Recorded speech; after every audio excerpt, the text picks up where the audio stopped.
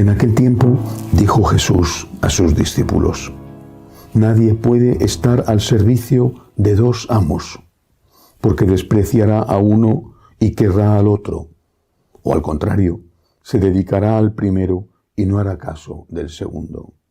No podéis servir a Dios y al dinero. Por eso os digo, no estéis agobiados por la vida pensando qué vais a comer, ni por el cuerpo pensando con qué os vais a vestir. ¿No vale más la vida que el alimento y el cuerpo que el vestido? Mirad a los pájaros, ni siembran, ni siegan, ni almacenan, y sin embargo vuestro Padre Celestial los alimenta. ¿No valéis vosotros más que ellos? ¿Quién de vosotros, a fuerza de agobiarse, podrá añadir una hora al tiempo de su vida? ¿Por qué os agobiáis por el vestido? Fijaos cómo crecen los lirios del campo, ni trabajan ni hilan, y os digo que ni Salomón en todo su fasto estaba vestido como uno de ellos. Pues si a la hierba que hoy está en el campo y mañana se quema en el horno, Dios la viste así, ¿no hará mucho más por vosotros, gente de poca fe? No andéis agobiados pensando qué vais a comer, o qué vais a beber, o con qué os vais a vestir. Los paganos se afanan por esas cosas. Ya sabe vuestro Padre del cielo que tenéis necesidad de todo eso. Sobre todo, buscad el reino de Dios y su justicia. Lo demás se os dará por añadidura. Por tanto, no os agobiéis por el mañana, porque el mañana traerá su propio agobio. A cada día le bastan sus disgustos. Palabra del Señor. Gloria a ti, Señor Jesús. Quisiera ponerme en la piel de una persona que no tiene trabajo, que es responsable de su familia, que quizá ha tenido que huir de su país, un venezolano, por ejemplo, o que en su propio país se encuentra en unas condiciones precarias, y eso puede ocurrir en todos los sitios. Y que esa persona escuchara estas palabras del Señor. No os agobiéis por el mañana. ¿Cómo lo entendería? Si yo tuviera que explicárselo a una de estas personas, ¿qué le diría? ¿O qué le diría Jesús? Creo que hay que entender lo que quiere decir exactamente el Señor. La palabra agobio en español es angustia. No es preocupación o esfuerzo, sino angustia. Es decir, el Señor no está diciendo a ese padre de familia sin trabajo, a ese migrante que se encuentra en una situación dificilísima fuera de su patria, no le está diciendo: túmbate a la Bartola, no hagas nada, estate tranquilo, que te vendrá el dinero del cielo, te lloverán los puestos de trabajo y la comida te la traerán ya cocinadita a tu mesa. No está diciendo eso. Está diciendo: no te agobies, que es diferente. Claro que tienes que preocuparte, claro que tienes que esforzarte, y por supuesto que es comprensible que estés pasándolo mal, pero no te agobies, porque ese agobio no te va a ayudar. Nunca olvido una anécdota que me ocurrió cuando tenía, yo creo que no eran más de 19 años. 19, no creo que hubiera cumplido los 20. Yo soy de Madrid, claro, había visto el mar muchas veces con mis padres yendo a la playa, pero nunca había vivido en un lugar con mar. Y cuando fui a Mallorca a vivir por primera vez allí, estuve 4 años estudiando allí en un seminario, nada más llegar repito, tendría yo 19 años, no creo que tuviera 20, fuimos a hacer una excursión en un barco a una isla cercana a Mallorca. Era un barco para turistas, pero era un barco pequeño, bastante pequeño. Y yo, que sé nadar de aquella manera, es decir, como sabemos nadar la mayoría de los del interior, pues vi aquel barco, vi aquel mar y dije, esto puede pasar cualquier cosa. Alguien me debió de ver con cara de susto y me dijo, tranquilo, no se va a hundir. Si se hunde, lo único que no tienes que hacer es ponerte nervioso. Si te pones nervioso, estás perdido. Y se hunde, relájate, cálmate.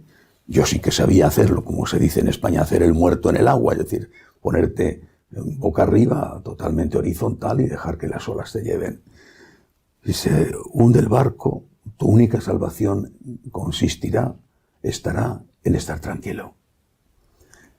Creo que esto es lo que nos dice el Señor. Cuando tienes tantas cosas que te agobian, tu única salvación consiste en no perder la calma, en estar tranquilo.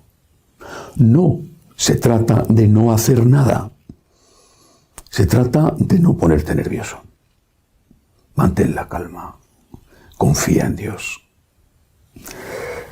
Pero naturalmente este evangelio no va dirigido solo a personas que se encuentran en situación límite de angustia.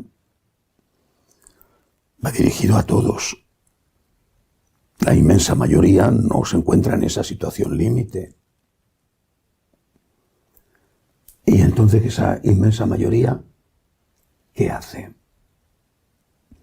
Siempre me ha llamado la atención, y la verdad me ha molestado mucho, que protestemos, nos enfademos con Dios cuando algo va mal, en lugar de darle gracias por lo que va bien.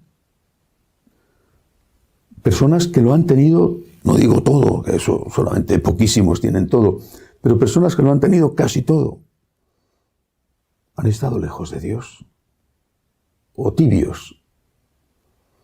En cuanto a algo les ha faltado, incluso les ha faltado mucho, pero a veces algo, simplemente, ya están los reproches contra Dios, ya están las quejas contra Dios, ya está el enfado contra Dios, ya están las crisis de fe.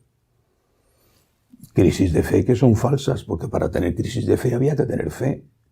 Y tú no has tenido fe en tu vida.